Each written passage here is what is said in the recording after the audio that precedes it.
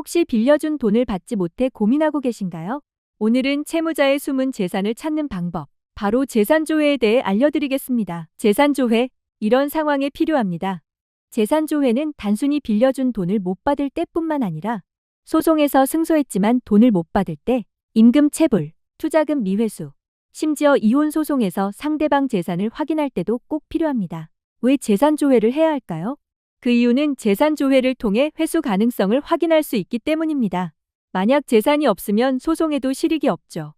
또 강제 집행을 위해 사전에 집행 대상을 확보하고 재산 은닉에 대비할 수 있습니다.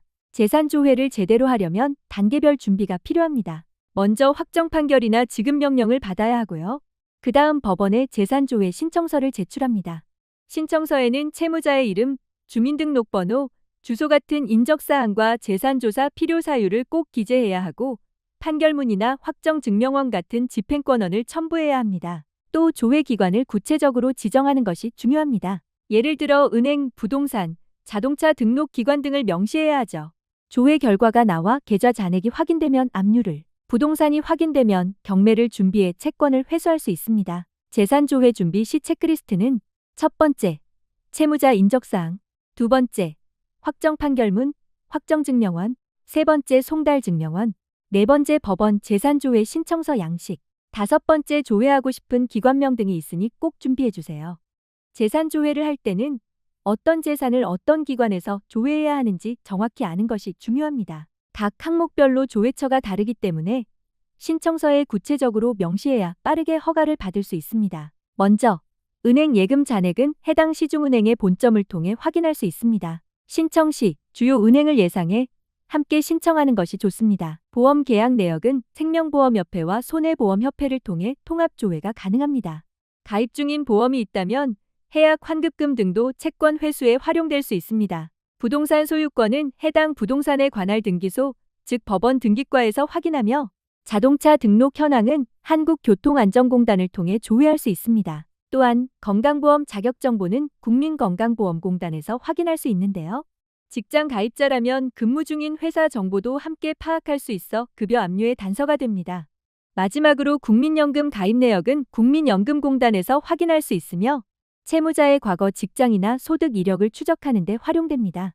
이처럼 항목별 조회 기관을 정확히 알고 신청하는 것이 숨겨진 재산을 빠르게 찾는 가장 효율적인 방법입니다. 다음으로 채무자 재산 조회의 꿀팁을 알려드리겠습니다.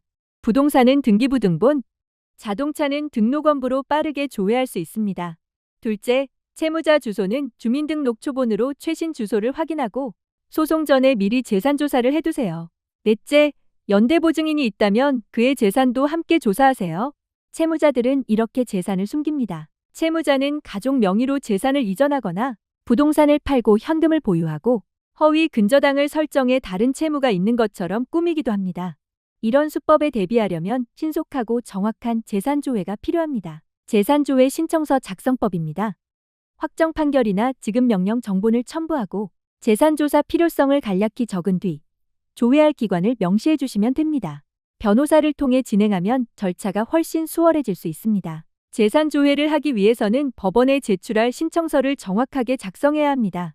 먼저 채권자의 인적사항을 작성하고 대리인을 선임한 경우 대리인 정보를 추가합니다. 이름, 주민등록번호는 필수이고 법인일 경우에는 사업자 등록번호도 함께 적어야 보다 정확한 조회가 가능합니다. 소송번호와 함께 확정 판결이 난 사건의 명칭, 법원명, 사건번호 등을 정확히 기입해야 하며 불이행 채권액도 잊지 말고 적어주세요. 신청 사유는 선택 항목으로 구성되어 있으며 명시기일 불출석이나 재산 목록 제출 거부, 주소 불명으로 인한 송달불능 등 채무자의 불성실한 태도를 이유로 재산조회를 요청할 수 있습니다. 판결문, 확정증명원, 송달증명원 등 첨부 서류를 함께 제출해야 하며 신청서에는 인지를 붙이고 신청인은 서명 또는 날인을 해야 합니다. 재산조회 대상 기관은 별첨 서식에 따라 직접 선택하고 체크해야 합니다. 예를 들어 예금, 보험, 부동산, 국민연금 등 다양한 재산 항목에 대해 해당 금융기관, 공단, 등록기관 이름을 직접 체크하고 기재해야 합니다. 조회 대상 재산은 별지에 따라 기재하는데 총 계좌 잔액이 50만 원 이상인 금융자산만 조회가 가능합니다. 숨겨진 재산, 먼저 찾아야 돌려받을 수 있습니다. 지금 바로 재산조회를 시작해보세요. 상담이 필요하다면 아래의 번호로 연락주세요. 지금까지 소송의 달인 안민석 변호사였습니다. 감사합니다.